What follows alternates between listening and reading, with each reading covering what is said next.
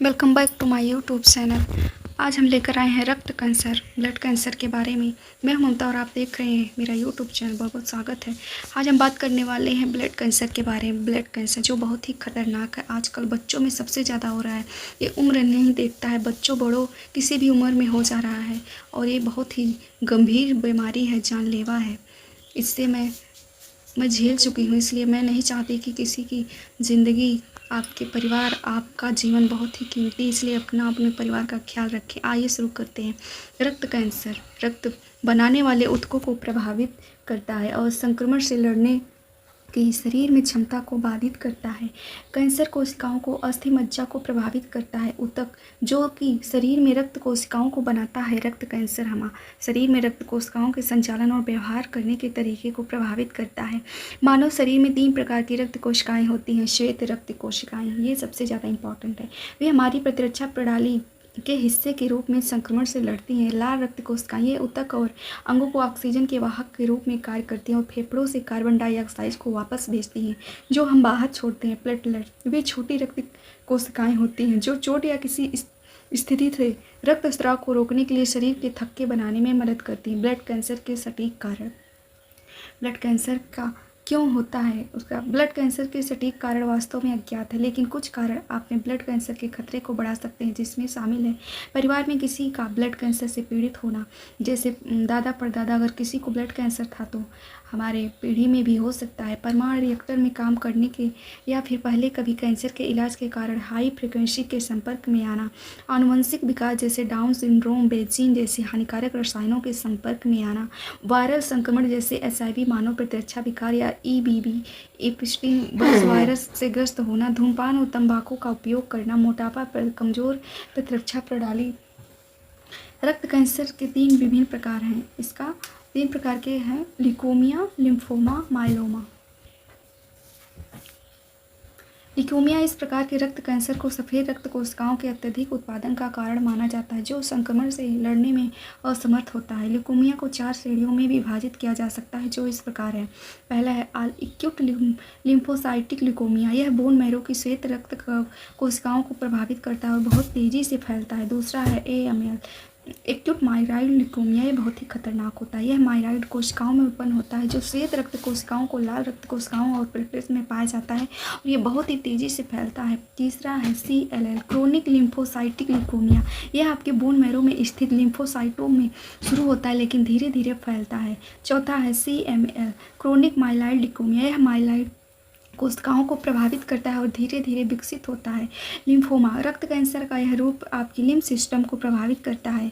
यह आपके लिए लिम्फ नोड्स, स्प्लीन और थाइमस ग्लैंड में मौजूद नसों का एक नेटवर्क है। लिम्फोमा 2 प्रकार के लिम्फोसाइटों में उत्पन्न होता है। लिम्फोमा 2 प्रकार के लिम्फोसाइटों में उत्पन्न होता है। पहला है B कोशिकाएं, हाइजिन लिम्फोमा। T कोशिकाएं, नॉन हाइजिन लिम्फोमा। दूसरा है यह आपकी इम्यून गतिविधियों को बाधित करता है। लिम्फ नोड सूजन का कारण बनता है। माइलोमा यह कैंसर आपके बोन मैरो की प्लाज्मा कोशिकाओं को प्रभावित करता है। यह सफ़ेद रक्त कोशिकाओं संक्रमण को रोकने के लिए एंटीबॉडी बनाने के लिए जिम्मेदार होता है। माइलोमा आपकी हड्डी, रक्त, गुर्दे, किडनी को नुकसान पहुंचाता है जिसके परिणाम स्वरूप हड्डी में दर्द, हड्डी का कमज़ोर होना, रक्त में कैल्शियम की अधिकता, हाइपरकैल्सीमिया, एनीमिया, रक्तस्राव, किडनी फेलियर आदि जैसी बीमारियां होती हैं। ब्लड कैंसर के प्रमुख लक्षण। ब्लड कैंसर के प्रमुख लक्षण क्या है? ब्लड कैंसर प्रमुख लक्षण नहीं है। इसके अलावा आपके शारीरिक संकेत आपके रक्त कैंसर के प्रकार के आधार पर अलग अलग हो सकते हैं। ब्लड कैंसर के कॉमन लक्षण निम्न है: अत्यधिक थकान, कमजोरी, सांस लेने में कठिनाई, शीत चक्राना, त्वचा पीला पड़ना, छाती में दर्द, चोट लगना, मसूड़ों में रक्तस्राव, रक्त वाहिकाओं के फटने के कारण त्वचा पर छोटे लाल धब्बे पड़ना, भारी मासिक धर्म, काला मल, शौच के वक्त खून आना, बुखार और रात को बहुत तेज पसीना आना। जब भी ब्लड कैंसर होता है तो रात में ही तबीयत बहुत ज़्यादा ख़राब होती है, तेज़ बुखार चढ़ जाता है, पसीना आता है और बेवजह वज़न कम हो जाता है, हड्डी में दर्द होता है, पेट दर्द के साथ मितली, बहुत ज़्यादा प्यास लगना, कब्ज, भूख में कमी, टखनों में सूजन, त्वचा में खुजली और हाथ पैर का सुन्न होना, उनमें दर्द होना, ये इसका लक्षण है। और ब्लड कैंसर जो माइलॉइड सार्कोमा है वो ज़्यादा बढ़ जाता है तो पूरी बॉडी में लाल लाल दाने पड़ जाते हैं और दाने धीरे धीरे बढ़ने लगते हैं और अंदर और बाहर हर जगह ये ब्लड कैंसर अपना प्रकोप फैल लाता है और इसमें समय रहते अगर आपने इसका इलाज नहीं करवाया तो बचना बहुत ही मुश्किल हो जाता है दोस्तों। इसलिए समय रहते इसको पहचान कर इसका इलाज करवा लेना चाहिए। स्टेज 1, इसके स्टेज 4 प्रकार के होते हैं रक्त कैंसर के।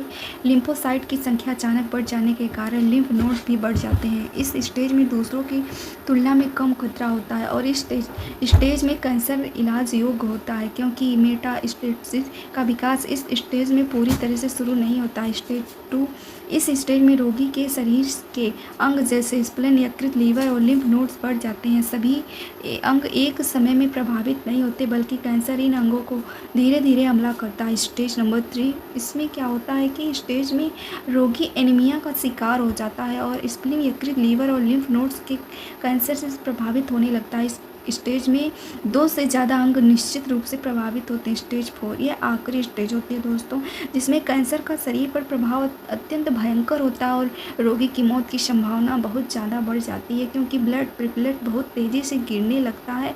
इस स्टेज में फेफड़ों के साथ साथ और भी महत्वपूर्ण अंग कैंसर सेल्स के प्रभावित होने लगते हैं।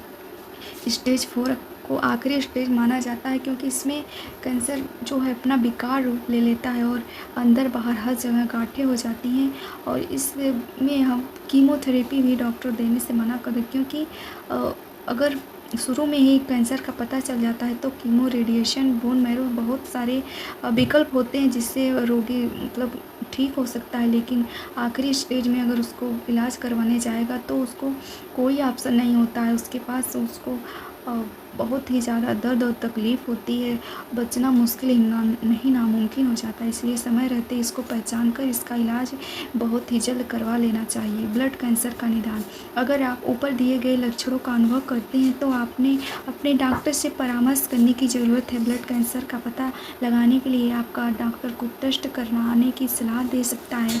ब्लड कैंसर के लिए सामान्य क्लिनिक टेस्ट किए जा सकते हैं। पहला है complete blood count test, CBC। यह ब्लड टेस्ट आपके डॉक्टर को सैंपल में एक विशेष प्रकार की रक्त कोशिकाओं की मात्रा के बारे में विस्तृत जानकारी देता है। अगर रक्त कोशिकाओं की संख्या सामान्य से अधिक या कम है तो यह रक्त कैंसर का संकेत होकर पुष्टि के लिए दूसरे टेस्ट की भी सलाह दे सकता है। ब्लड प्रोटीन टेस्ट, रक्त कोशिकाओं में इम्यूनोग्लोबिन भी होता है जो इम्यून सेल प्रोटीन होते हैं और संक्रमण से लड़ने में आपकी सहायता करता है। माइलोमा कैंसर के मामले में इन कोशिकाओं का असमान उत्पादन होता है, इसलिए यह निर्धारित करने के लिए कि आप रक्त कैंसर से पीड़ित हैं या नहीं, आपका डॉक्टर ब्लड प्रोटीन टेस्ट की सलाह दे सकता है।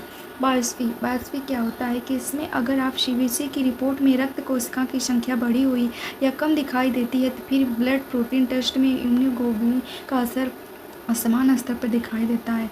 एक्यूट माइलॉइड ल्यूकेमिया को आमतौर पर रक्त कैंसर का सबसे खतरनाक और आक्रामक प्रकार माना जाता है, क्योंकि यह बहुत ही तेज़ी से फैलता है। इसमें दोबारा होने की संभावना बहुत अधिक होती है और जीवित रहने की दर अपेक्षाकृत कम होती है। माइलॉइड सार्कोमा में एक दुर्लभ प्रकार का कैंसर है जिसमें अपरिपक्व माइलॉइड कोशिकाएं बोन मैरो के बाहर शरीर के किसी हिस्से में गांठ ट्यूमर बना लेती है। वो किसी हर हिस्से में गांठ और ट्यूमर बन जाता है। दोस्तों, माइलॉइड सार्कोमा सबसे खतरनाक ब्लड कैंसर। ये ईश्वर से प्रार्थना करती हूँ कि ये किसी को ना हो, क्योंकि ये जिसको भी हो जाता है उसका बचना बहुत ही मुश्किल है। दोस्तों, अक्सर यह एक्यूट माइलॉइड ल्यूकेमिया AML से जुड़ा होता है। माइलॉइड सार्कोमा के लक्षण क्या हैं? लक्षण इस बात पर निर्भर करते हैं कि गांठ शरीर के किस हिस्से में है। शरीर में गांठ या सूजन, प्रभावित स्थान पर दर्द, लगातार बुखार होना, थकान और कमजोरी, वजन कम होना, रात में अधिक पसीना आना, यदि रीढ़ की हड्डी के पास हो तो हाथ पैरों में कमजोरी या सुन्नपन, यदि आँख के पास हो तो आँख में सूजन या दृष्टि प्रभावित हो जाता है।